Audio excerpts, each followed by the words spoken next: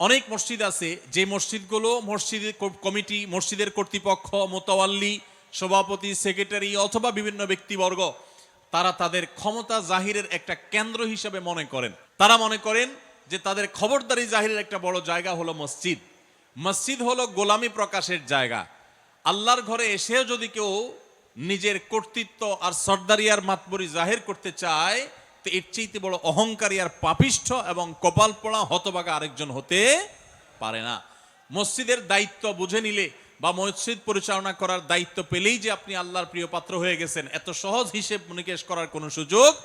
এই জন্য আদর্শ মসজিদের জন্য এই জিনিসটা খুবই জরুরি যে মসজিদ কর্তৃপক্ষ ইমাম সাহেবকে, খতিব সাহেবকে বলবেন পরিষ্কারভাবে যে আপনি কোরআন এবং হাদিসের আলোকে আমাদের মসজিদকে আপনি আলোকিত করবেন, আবাদ করবেন।